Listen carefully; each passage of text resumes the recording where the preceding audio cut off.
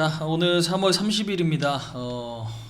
3월 30일 장 마감 방송 진행해 보도록 하겠습니다. 반갑습니다. 한국 AI 투자센터 홍우진 전문가입니다. 자, 오늘 이제 30일이고 내일 31일 있죠. 3월 달도 얼마 남지 않았네요. 오늘 이제 빼면 내일 하루 이제 남았고, 주식에 있어서 뭐 31일이, 그러니까 말일이 왜 중요하냐면 결국에는 이제 월봉이 만들어지는 날이죠. 월봉이 만들어지는 날이다라고 좀 보시면 되겠습니다. 그래서 일단은 뭐 오늘 흐름 보면 뭐 잘 마무리가 될 가능성이 굉장히 좀 높아졌어요. 근데 이제 끝까지 좀 집중을 해야 됐고, 일단 지금 시장 대응이 굉장히 좀 중요하죠, 여러분들. 그러니까 사실상 지금 시장은 개인들이 좀 많이 털릴 수 있는 이제 그런 시장입니다. 변동성도 굉장히 좀 크고요. 그다음에 이제 업종별로 그 흐름이 굉장히 좀 다르기 때문에 내가 준비되어 있지 않으면 현재 시장을 대응하는 게 굉장히 좀 어렵죠. 그래서 작년 지금 3월달에 저점 찍고 계속적으로 좀 올랐고요. 특히나 지금 삼성전자가 신고가를 찍었던 날이 이제 1월달이죠. 1월달까지는 매매하기가 누구나 쉬웠겠지만 지금은 그렇지 않다라는 거 우리가 좀 알아야 될 것 같습니다. 그래서 일단 장이 좋아져야 여러분들이 수익 볼 가능성이 높아집니다. 이건 어디까지나 이제 확률적인 부분인 거고요. 그 확률이 어느 정도 올라갈지 아니면 다시 내려올지 이제 이 부분들 계속적으로 좀 관찰해야 될 텐데, 자, 간단하게 조금 보고 우리가 좀 이슈를 좀 짚어보고요. 그 다음에 이제 전략 어떻게 하면 좀 되는지 이제 그 부분 좀 보도록 하겠습니다.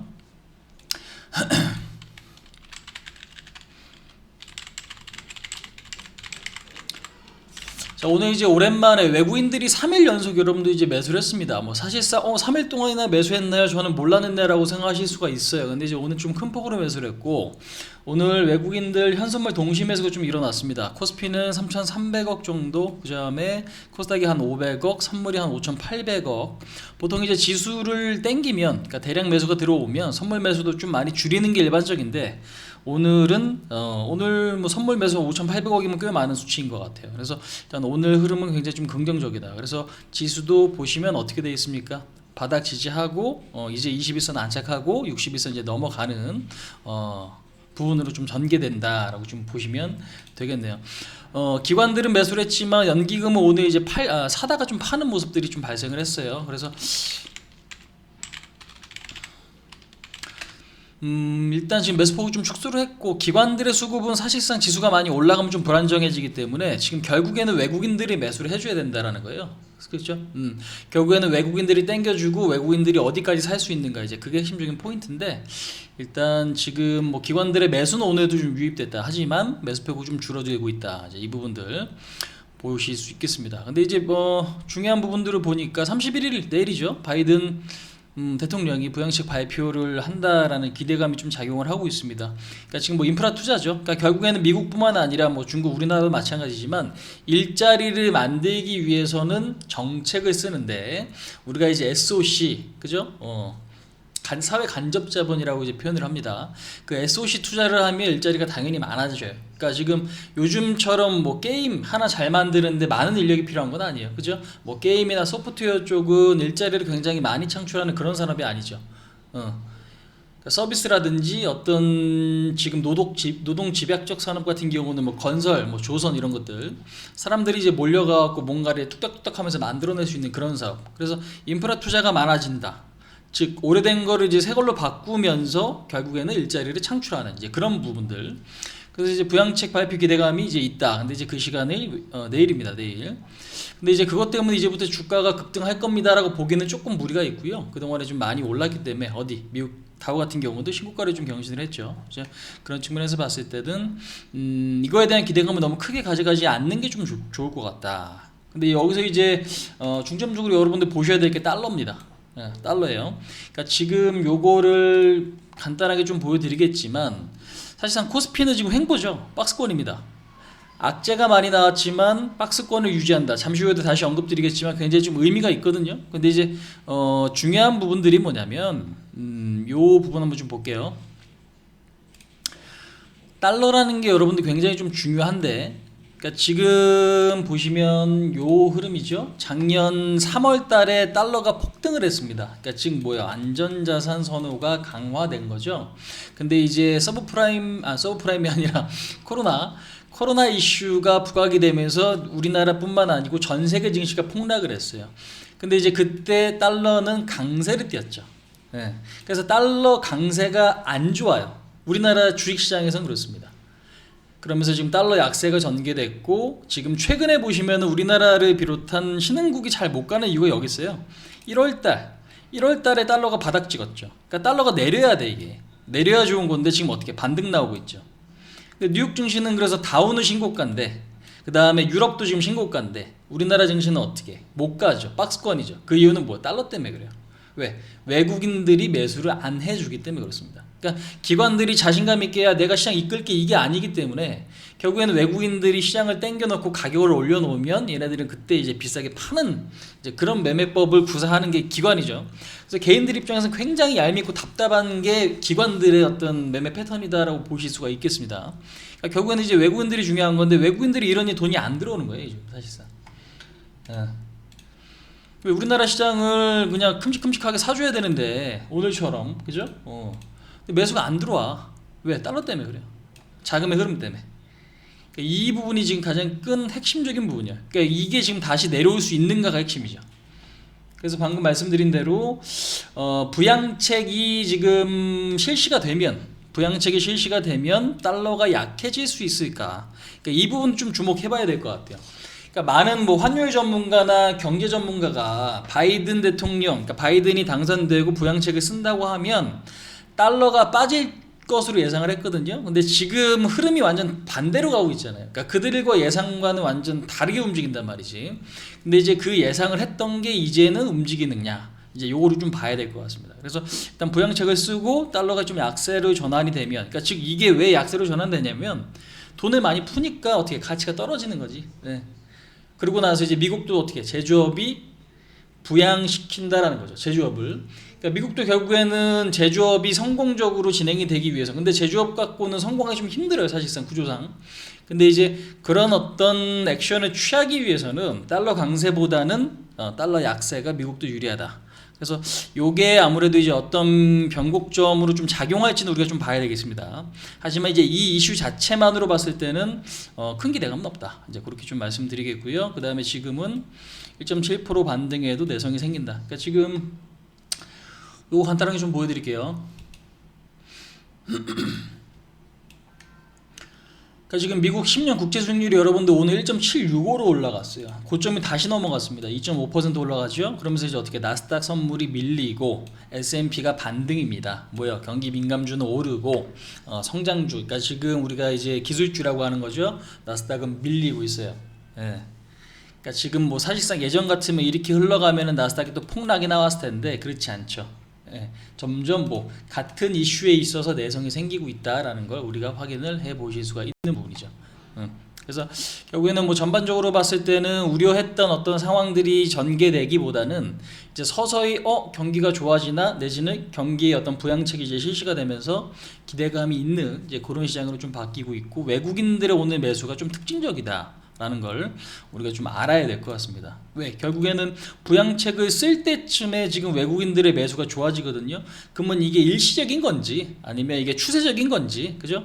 어느 정도 내가 시나리오는 짜놓고 대응을 해야 이 부분에 있어서 대응할 수가 있다라는 거죠. 그죠? 이제 그 부분도 우리가 좀 봐야 될 것 같아요. 자, 그 다음에 증시 격언 한번 좀 볼게요. 내가 가지고 있지 않은 종목, 뭐야 이거? 내가 가지고 있지 않은 종목인데 수익이래. 그러니까 내가 가지고 있지 않은 종목이 올라갈 때 탐욕은 시작된다라는 거죠. 그러니까 즉 남의 떡이 커 보일 때 여러분들 뭐예요? 내가 실수할 가능성이 높은 거예요. 내가 갖고 있는 주식이 안 올라. 근데 저거는 올라. 그럼 어떻게 내 거 팔고 저거를 살려고 막 사람들이 고민할 거 아니에요. 근데 꼭 그거를 행동에 옮기는 순간 많은 사람들이 상투 잡거든. 이 부분들이 굉장히 좀 중요해요. 그래서 내가 종목을 매매할 때 왜 매매를 해야 되는지 여러분들 분명히 명확한 어떤 근거들은 좀 있어야 된다는 거지. 그죠? 대선이 끝났으면 대선주를 매매하면 안 되죠. 그 다음에 이번에 보궐선거가 진행이 되면 당연히 그 보궐선거 관련주 매매하면 안 되겠지? 그죠? 그 다음에 실적이 좋을 줄 알았는데, 그러니까 1분기 실적이 기대감이 있어서 주가가 막 올라. 근데 1분기 실적이 고점이면 당연히 그걸 매매하면 안 되겠죠. 그래서 우리가 이제 이런 부분들을 확인을 해야 돼요. 근데 이제 많은 개인들이 항상 뭐요? 내가 가지고 있지 않은 주식이 올라갈 때 실수를 굉장히 많이 하죠. 그러니까 개인들이 대부분 손실 나는 거야. 궁극적으로. 그러니까 최후의 승자가 진정한 승자다라는 이야기도 있어요. 근데 이제 많은 개인들이 한두 달 벌면은 내가 이게 연속적으로 계속 이어질 줄 알고 너무 자만심에 넘치다 실수하는 경우가 굉장히 많거든요. 그래서 지금도 2, 3월 같은 경우도 그래서 시장 대응을 못 하신 분들, 그러니까 못 해본 분들, 경험이 없는 분들은 시장이 굉장히 좀 힘드셨을 거예요. 근데 이제 대응을 어느 정도 하고 경험이 있으신 분들은 그래도 다시 정상적으로 대응할 가능성이 굉장히 좀 높다라는 거죠. 그래서 이 부분들이죠. 그래서 이 부분들을 우리가 좀 굉장히 좀 기억을 해봐야 되겠다라고 좀 말씀을 드릴게요. 자, 그래서 이제 오늘 지금 요 내용 오늘 이제 주제를 한번 좀 볼게요. 온갖 악재에도 박스권 유지하는 시장 주목할 부분은 그래서 이게 사실 제가 이제 여러분들께 시장 치왕에 대해서도 항상 이야기 드리잖아요. 주목을 해봐야 될 거. 그러니까 가장 중요한 부분이 여러분들이 이제 뭐냐면 많은 분들이 이제 그런 부분들이 있어요. 그러니까 지금 시장이 오히려 이제 저점이 깨질랑말랑 했을 때 요때 있죠. 요때 이제 저한테도 이제 문의하신 분들도 많이 계세요. 시장이 꼬꾸라질 것 같은데 여기서 어떻게 손절해야 돼요, 말아야 돼요? 그러니까 이거를 이제 이때 물어보시잖아. 근데 저는 그때 분명히 말씀을 드려요. 손절할 자리는 아니니까 좀 더 지켜보죠. 힘든 구간인 건 맞습니다. 라고 말씀을 드리죠. 근데 이제 결국에는 요 이야기대로 어떻게 흘러가잖아요. 그죠? 그러니까 사실상 주식이라는 게 여러분들 굉장히 좀 어려운 게 제 말이 맞더라도 그 결과치를 나중에 확인할 수 있단 말이에요. 그러니까 우리가 뭐 타임머신 타고 갔다 오는 게 아니기 때문에 그죠? 시간이 어쩔 수 없이 진행이 돼야 되는 부분들이 분명히 있어요. 그러니까 막상 시장이 전저점이 깨고 빠지고 우려감이 커지면 사람들이 이 자리에서 털리고 개인 투매가 나오지. 근데 이때 진짜 개인 투매가 나왔단 말이야. 근데 지나고 보니까 결국엔 어떻게 지지됐고 그 개인 투매 효과가 이제는 좀 크게 작용을 한 모습들을 우리가 결과론적으로 확인할 수가 있죠. 제 종목은 아직 마이너스인데요. 괜찮아요. 왜? 여러분들 이 당시에는 마이너스 15까지 갔는데 내지는 뭐 마이너스 10%까지 갔는데 근데 마이너스 한 5% 내지는 뭐 0%까지 줄어들었으면 성공한 거란 말이야. 왜? 그 자리에서 그냥 털렸을 가능성이 높거든. 만약에 어떤 내용들을 잘 모르고 대응했다면. 그죠? 그러니까 핵심적인 건 이 부분이에요. 그러니까 내가 손실인지 아닌지 보다도 최악의 상황을 조금 벗어나는지 아닌지 아니면 수익이 조금 더 극대화되는지 아닌지 이게 핵심이라고. 그러니까 이 당시보다는 지금은 왜 올라와 있으니까. 그러니까 여러분들도 그 계좌의 상태가 그때보다는 그러니까 이 당시 3월 초보다는 올라와 있는지 아닌지 이게 중요하다는 얘기예요. 그게 비록 손실일지 아니 손실이거나 아니면 수익이거나 이거 상관없이 무슨 얘기인지 아시겠죠? 그래서 결국에는 이제 이런 부분들이 그래서 하나 둘 확인하면서 대응하는 것들이 굉장히 이제 중요한 건데 오늘 이제 수급적으로 보면은 이제 다시 어디요? 3,100짜리까지는 좀 열어놔야 될 것 같습니다. 그죠? 3,100까지 열어놔야 될 것 같은데 여기서 우리가 이제 주목을 해야 될 부분들이 뭐냐면 제가 이제 항상 이야기 드리는 건 악재, 그 다음에 이제 어떤 호재에 반응하는 시장이 굉장히 좀 중요하거든요. 요거 다 내리자. 글씨가 뭔가 이상하니까 내립시다.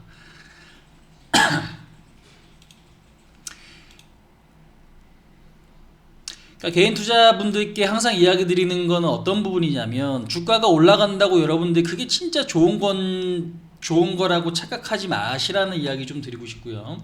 주가가 빠진다고 그게 진짜 안 좋은 거다라고 우리가 오해하면 안 된다는 얘기죠. 호재, 그죠? 악재. 자, 호재가 있을 때 주가가 못 가, 상승이 안 나와. 이거는 여러분들 뭐예요? 안 좋은 거예요. 부정적. 좋은 얘기가 있으면 주가가 가야지. 근데 좋은 얘기가 있는데 주가가 더 이상 못 가. 호재가 분명히 떴는데 주가가 신고가를 못 내. 내지는 반등이 안 나와. 이건 안 좋은 거예요. 무슨 얘기인지 아시겠죠? 주가가 지금 악재가 나왔는데 안 빠져. 하락이 안 나와. 그죠? 긍정적. 근데 이거를 읽어내는 게 왜 중요하냐면 이게 미리 선반영인지 아닌지 여러분들이 기본적으로 볼 수 있는 부분이기 때문에 그래요. 악재가 나오는데 더 이상 주가가 안 밀리고 하방 경직성이 어느 정도 나온다? 이거는 뭔데? 호재 뜨면은 그때 날아가는 거죠. 근데 반대로 이제 주가가 호재가 떴는데 주가 더 이상 못 가. 그럼 악재가 만약에 떠버리거나, 그러니까 호재가 이제 없어지면 주가가 그때 이제 빠지는 거예요. 그러니까 우리는 이제 흐름이라는 거 굉장히 좀 중요시 봐야 돼. 이런 흐름들을. 그래서 지금 시장도 마찬가지예요. 지금 시장도 그래서 지금 전체적인 어떤 흐름을 보시면 악재가 굉장히 좀 많이 나왔잖아요. 그죠? 뭐 금리 인상. 야, 금리 인상 진행이 되는 거 아니야? 그러니까 금리 인상이 진행되는 거 아니야라는 어떤 불안감 때문에 시장이 한번 크게 출렁였죠. 나스닥 같은 경우도. 그쯤 대비 이제 많이 밀렸으니까. 근데 금리 인상을 어느 정도 반영을 시킨 시장이에요, 지금. 사실상. 그지? 미중 갈등, 그 다음에 국채금리 상승, 그 다음에 코로나의 어떤 변이 재확산 우려감, 뭐 이런 것들. 그런 것들이 사실상 심화되면 시장의 어떤 추세를 바꿀 만한 것들인 건 분명하죠. 그렇기 때문에 많은 분들이 빠지면서 저점을 깼을 때는 우려감이 있으니까 개인 투매에 동참을 한 거고, 하지만 지금 어떻게 돼 있어? 그런 것들이 더 심화되지 않고 어느 정도 안정 내지는 심화되더라도 시장은 어떻게 반등이 나오잖아요. 그럼 악재도 뭐예요? 안 빠지네? 지지하네? 그럼 이제부터는 편히 매매하겠습니다. 이건 없습니다. 주식이 여러분들 편한 경우 별로 없어요. 사실상. 주식이 편한 경우가 어디 있어? 그죠? 근데 이제 중요한 건 악재가 나왔는데 주가가 안 밀리네. 이거는 일단은 우리가 긍정적인 부분으로 생각을 해볼 여지가 있다라는 거죠. 이제 이런 부분들이 이제 중요해요. 그러면 박스권이네. 근데 박스권일 때는 가장 중요한 건 이제 수익이 극대화될 수 있느냐 없느냐예요, 사실. 박스권이 뚫릴 수 있느냐 없느냐. 그러니까 종목들도 이 부분들이 있어요. 그러니까 지금 우리가 이제 그 노르페인트 같은 경우도 지난번에 여러분들한테 이제 전략 종목으로 이제 등록을 해드렸습니다. 그죠? 노르페인트 같은 경우도 전략 종목으로 등록을 해드렸던 종목이잖아요. 노르페인트가 언제 지금 추천이 나갔었느냐? 3월 16일이네. 3월 16일. 3월 16일이면 여러분들 언제냐면 요 바닥권일 때예요. 바닥권일 때. 이때는 이제 매수해놓고 당장에 안 가면 좀 답답하셨겠지. 근데 어떻게 돼? 박스권 뚫으려고 올라가잖아. 그지? 네. 이런 부분들이 이제 중요한 거예요. 종목들도 마찬가지야. 그럼 노르페인트를 이때 매수하신 분들은 이게 이제 급등 나올 때 수익이 어떻게 극대화되는 거잖아. 종목도 마찬가지예요. 그러니까 박스권이다가 결국에는 이 박스가 뚫리려고 할 때 수익이 극대화되는 거고, 그러면 지수도 마찬가지죠. 지수도 마찬가지입니다. 횡보를 보이고 있어. 횡보를 보이고 있는데 이게 뚫릴지 말지. 근데 뚫릴 거를 예상할 수 있는 어떤 지표들이 분명히 있습니다. 근데 이제 이거를 뚫린다고 예상을 했는데 나는 뚫리는 거에 베팅을 했어. 그러면 그분은 어떻게 수익이 커지는 거지. 예. 이런 것들이 중요한 거예요. 그러니까 이런 부분들. 예. 그러니까 사실상 그게 어려운 거 아닌가요? 당연히 이게 어렵죠. 이게 어렵지. 이게 어려운 거지만 우리가 집중하고 대응하면 충분히 대응할 수 있다. 왜? 저점에서도 여러분들 안 털리잖아. 그죠? 털리지 않고 지금까지 왔다라면 여러분들 성공한 거라니까 1차적으로. 왜? 누군가는 이 자리에 털렸어요. 분명히. 그러니까 개인 투매를 제가 짚어드린 거, 개인 투매 나왔으니까 이제는 뭐 하자? 홀딩 내지는 매수하셔야 됩니다. 라고 말씀드리는 거죠. 그러니까 지수가 답답한 건 어쩔 수가 없어. 그러니까 KTX가 여러분들 원래 300km로 가야 되는데 50km로 가. 왜? 강풍이 불거나 그 철도 사정이 좋지 않으면. 내지는 뭐 무궁화가 한 70km로 가. 어쩔 수 없어요. 그러니까 속도가 그렇게 맞춰지는 거는 사실상 우리가 그거를 어떻게 할 수 있는 요인들은 분명히 아니거든요. 하지만 방향성에 어떤 훼손이 없다면 결국에는 그 방향성대로 우리가 잘 대응하고 있으면은 거기에 맞춰서 대응하는 게 첫 번째다. 이제 그렇게 이야기 드릴 수 있을 것 같습니다. 그래서 지금 장세의 이제 문제점은, 가장 대응적인 문제점은 뭐냐면, 이때 이제 매수하신 분들과 이때 지금 털린 분들이 지금 중요하겠죠. 근데 이제 요때 지금 시장이 요만큼 횡보하면서 주도주가 달라져 있다라는 게 문제인 거예요, 사실상.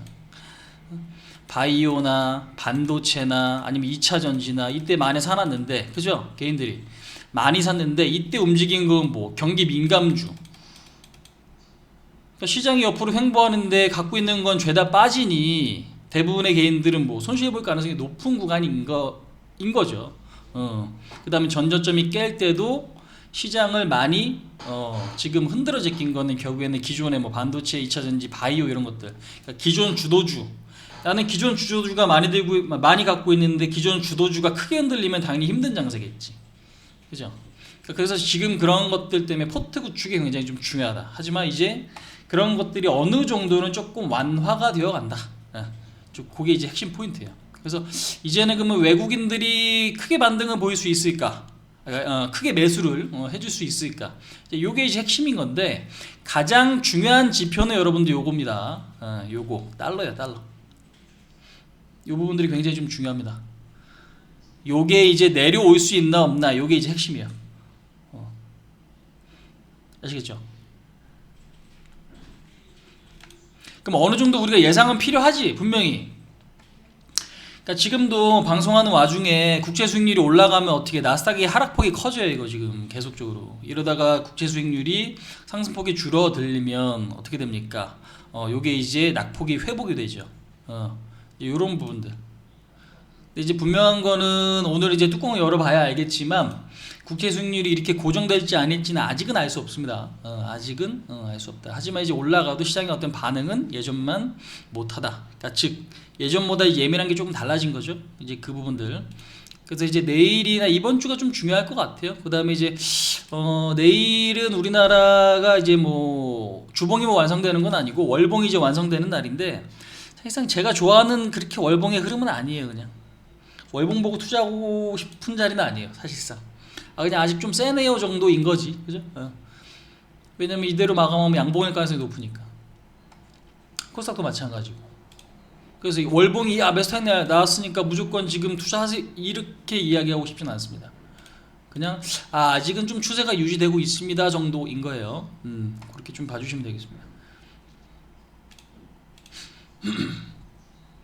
자, 그래서 이제 주목할 부분은 뭐 달러 방향성 언제 30일에 내일 바이든 대통령 부양책 나오고 나서 이제 달러 방향성을 보자고요. 무조건 강세 쪽으로 전환이 될 것이냐, 이제 그거는 다소 좀 애매하거든요.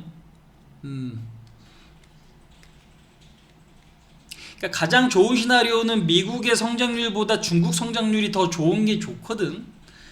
근데 중국 애들은 하는 행동 보면 좀 꼴보기가 싫어요, 사실 지금 약간. 그러니까 상대적인 거기 때문에 미국의 어떤 반등, 그러니까 성장률이 5%야. 그러면 중국이 한 8% 돼.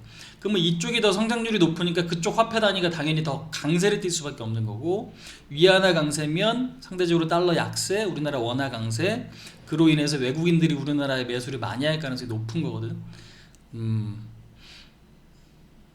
근데 이제 그거를 무시하고 움직여 줄 건지, 아니면 여전히 그 어떤 공식대로 움직여 줄 건지, 우리는 그거를 좀 확인을 해야 돼요, 사실상. 근데 이제 충분히 사실 좀 많이 쉬긴 해서 오늘처럼 그냥 매수를 좀 하면서 외국인들이 땡겨줄 가능성도 사실 조금은 좀 있다. 왜냐면 그 환율도 중요하지만 어떤 탄력도 굉장히 좀 중요하거든요. 그러니까 주가가 한 달에 30% 오른 종목과 그 다음에 한 5% 오른 종목과, 만약에 여러분들 뭐 여기서 신용 등급이 똑같아, 그냥 A 등급이라고 칠게요. 그러면은 투자 자금이 어느 쪽으로 흘러 들어갈지는 명확하지 않아요, 사실상. 그지? 얘는 지금 실적도 좋고 한데 등급도 높고 신용도 괜찮은데 많이 못 갔네? 얘는 좀 많이 갔네? 그럼 얘 많이 간 거를 팔고 이걸 살 수도 있는 거니까. 환율이 명확하게 좋지 않더라도. 오케이? 그래서 지금의 어떤 방향을 확인하는 게 굉장히 좀 중요하다. 마치 뭐처럼? 지금 이 금리 반응처럼 그래, 여러분들. 그러니까 주식이 어려운 게 왜 그러냐면 공식화시킬 수가 없어요. 그러니까 금리 인상이 좋을 때도 있고 나쁠 때도 있고. 그러니까 우리도 그렇잖아. 저혈압보다는 고혈압이 뭐 낫다라는 얘기. 그러면 혈압이 낮은 게 좋은 거예요, 높은 게 좋은 거예요? 둘 다 위험합니다. 그러니까 너무 극단적이면 안 좋잖아요. 그러니까 금리도 똑같아. 그 금리 상황이 너무 밑으로 가도 경기 우려감이 있고, 너무 올라가도 뭐 긴축 우려감이 있기 때문에 지금 상황은 그 부분들이 정확하게 어떤 수치가 좋다 나쁘다를 이야기하기는 어렵지만, 그래서 이제 시장 반응이 중요한 거지. 나 이 정도는 매수할 수 있어, 아니면 뭐 매도할 수 있어, 뭐 이 부분들. 그래서 정확하게 뭐 1.8 되면 매도가 나오고 1.8 이하면 뭐 매수가 들어오고, 이런 게 지금 정해진 게 없잖아요, 그죠? 지금 요거 흐름 한번 볼게요. 그러니까 그 상황이 그때그때 바뀌기 때문에 이 상황들을 여러분들 그때그때 어떻게 맞춰서 생각해야 되니까 주식이 그래서 힘든 거예요. 하지만 누구에게나 또 기회가 있는 거지. 오히려 이제 그런 흐름을 잘 보시는 분들은 더 좋은 어떤 기회를 잡을 수 있는 반면 그러니까 너무 이걸 이론적으로 딱딱딱딱 떨어지게 매매하려고 하면은 그분들은 오히려 실수할 가능성이 높은 거죠. 그지? 왜? 신고가잖아. 보시다시피 10년물 국제 수익률이 어떻게 돼 있어요? 지금 보면은 작년 12월달, 올해 1월달, 2월달, 3월달, 그죠? 고점 넘어갔습니다. 근데 시장은 어떻게 돼? 많이 안 빠지잖아, 그죠? 이전에 그러면 왜 밀린 거예요, 도대체? 그러니까 처음에 뜨거워 이게 이제 그거 한 거지. 우리가 이제 온탕에 여러분들 그냥 바로 들어가면 되게 뜨겁죠. 근데 계속 발 담그다 보면 어떻게 적응이 되잖아요. 그런 거랑 좀 비슷하다고 보시면 될 것 같아요. 처음에 한 50도, 60도 짜리 물에 들어가면 어떻게 되게 뜨겁잖아. 그죠? 근데 이제 그러다가 자꾸 발에 담그고 안정이 되면은 사우나를 또 즐길 수 있는 것처럼 이제 그런 어떤 반응들이 지금 좀 중요한 거지. 반응들이. 그래서 지금 요게 이제 상승폭이 더 확대될 거냐 줄어들 거냐가 중요한 건데, 그래서 이제 이런 어떤 부분들 흐름에 좀 맞춰야 된다는 게 지금 좀 가정적인 핵심적인 부분이다라고 좀 보시면 될 것 같아요. 근데 이제 중요한 건 이 흐름에도 불구하고 외국인들이 오늘 매수를 좀 많이 해줬어요. 기관도 그렇고, 그죠? 그러니까 지금 결국에는 외국인들 같은 경우가 이 금리를 오르는 거를 모르고 매수한 게 아니란 말이에요. 그럼 결국에는 이 수급 흐름대로 진행이 된다라고 하면 결국에는 내일 3,100포인트를 돌파 시도할 가능성이 좀 높다고 보거든요. 아니면 그 근처까지, 그러니까 상승 흐름이 분명히 나올 수 있단 말이지. 그래서 이제 이 부분들, 그래서 우려감은 있지만 뭔가 우려감은 아직도 좀 남아 있어요. 하지만 수급이 좀 좋아져. 그러니까 뭔가 명확해지기 전에 반응이 더 개선되고 있다. 우리는 그래서 이 부분에 좀 주목을 해야겠다. 이제 그렇게 좀 정리를 해볼 수 있을 것 같습니다. 아시겠죠? 그러니까 여러분들 이게 제가 말씀을 드려도 여러분들이 몸으로 느끼시기에는 시간이 좀 필요할 수도 있고 아니면 그게 아예 안 될 수도 있거든요. 안 되실 수도 있는데 중요한 거는 뭔가 상황들, 아까 말씀드렸던 대로 호재가 떴는데 주가가 못 간다. 그건 분명히 나쁜 거예요. 하지만 악재가 떴는데 주가가 어떻게 안 빠진다. 그거는 좋아질 가능성이 높은 거지. 그 부분에 좀 주목해서 보신다면 현재 시장 흐름은 그래도 조금 더 기대를 해볼 수 있는 이제 그런 자리다. 그 다음에 이제 박스권이 뚫릴 수 있을 가능성은 결국 뭘 보자. 환율을 보고, 그 다음에 1분기 실적을 보고, 이제 요 부분에 좀 주목을 하자. 이제 그렇게 좀 말씀드리면서 요거는 이제 마무리 짓도록 하겠습니다. 자, 그 다음에 이제 두 번째 내용으로 좀 넘어가도록 할게요. 수고하셨어요.